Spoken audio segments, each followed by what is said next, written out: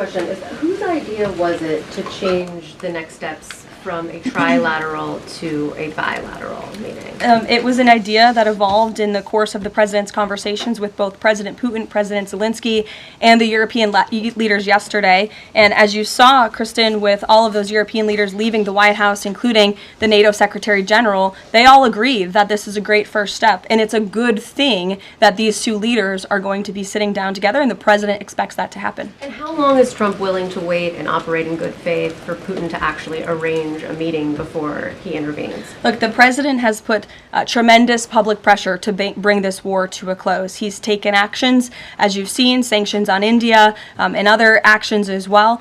He's made himself very clear that he wants to see this war end, and he has scoffed at the ideas of others that have been raised that we should wait another month before any meeting takes place. The president wants to move, and he wants to bring this war to an end as quickly as possible. Just a clarification on something you said earlier about Putin agreeing to the meeting. The Kremlin seemed to indicate that Putin did not firmly agree to a bilateral. Did he agree to have a sit-down with just Zelensky on the phone? I can assure you that the United States government and the Trump administration is working with both Russia and Ukraine to make that bilateral happen as we speak. Sean. Hey, if the point is to get everybody on the same page, why wouldn't Trump just take the call from Putin while the other leaders were in the room? He said it would be disrespectful to do that. But why is it disrespectful? With all due respect, only a reporter from the New York Times would ask a question like that, Sean. The president met with all of these European leaders at the White House 48 hours after sitting down with President Putin on American soil. In fact, there was so much progress in the readout that was given to these European leaders immediately following his meeting with President Putin that every single one of them got on a plane 48 hours later and flew to the United States of America. And if I could just read for all of you some of the statements from those European leaders yesterday, you had President Zelensky himself saying it was a very good conversation. It was really good. We spoke about very sensitive points.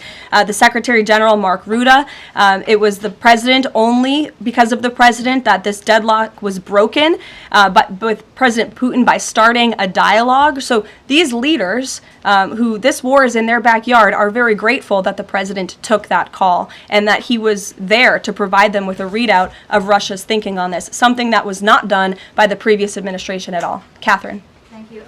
Is the White House looking at Budapest as a possible location? I'm not going to confirm or deny locations. We'll provide you with details as soon as we can. Just following up on Kristen's question, I understand that the White House is working and allies are working to make this meeting happen, but did Putin promise to do a meeting with Zelensky, a direct meeting, in the coming weeks? He has, and I just answered that question for you. Franco.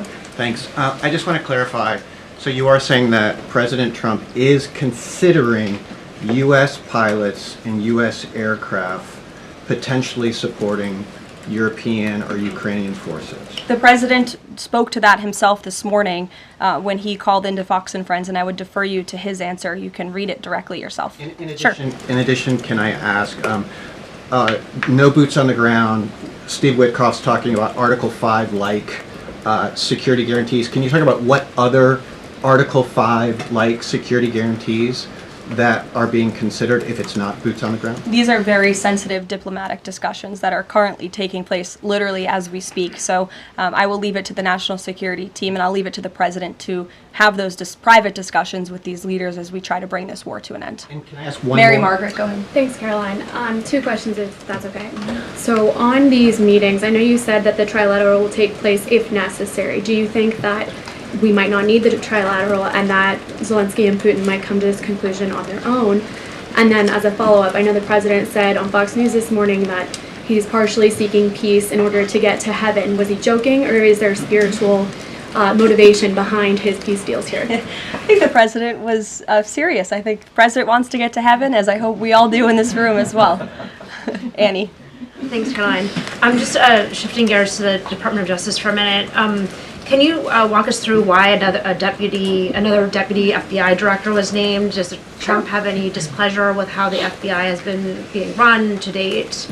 And I have a question about the antitrust division. No, Andrew Bailey is extremely qualified. As you know, he's been serving with honor as the Attorney General of Missouri, and he's been brought on as another set of very credible and experienced hands to work alongside the current Deputy Director, Dan Bongino, under the leadership of the Director, Kash Patel, and the Attorney General, Pam Bondi. And the FBI has been doing a tremendous job. We've seen their agents out on the streets as part of this interagency task force here in Washington. But the crime that they've been stopping here in Washington, they've been doing this for 7 months all across the country. In fact, there's been 19,000 arrests by the FBI nationwide. That's more than double last year in the same time period. Of those, 1,600 arrests were for violent crimes against children. 4,000 child victims have been rescued by this FBI under this current leadership. 1,000 arrests from investigations of foreign terrorist organizations. There's been 1,500 kilos of fentanyl seized. 6,300 kilos of meth have been seized, and 3 of the top 10 most wanted have been arrested so far. Not a single one of the individuals on the top 10 most wanted list were arrested under the previous administration. We've arrested 3 in 7 months. So when you're actually working and enforcing law and order, you need all hands on deck. And so we look forward to welcoming Andrew Bailey to this new post. Jackie. I have a quick question about Roger Alfred, who's a former DOJ official. He gave a speech in Aspen yesterday where he said that senior DOJ aides are cutting deals with favored lobbyists. I'm wondering if the president has any concerns at all with the way the antitrust division is working. I have no idea who that individual is. I don't know why he made those comments. I don't know what basis he's making those comments on. My instinct tells me it's not true, but we will definitely look into them and I'll get you a response. Thank you, Caroline. Jackie. Thanks, Caroline. Since the president often says that this war would not have started if he were in office, and True. and Putin confirmed that. It's true. Do you accept that as true? The Probably. European leaders do.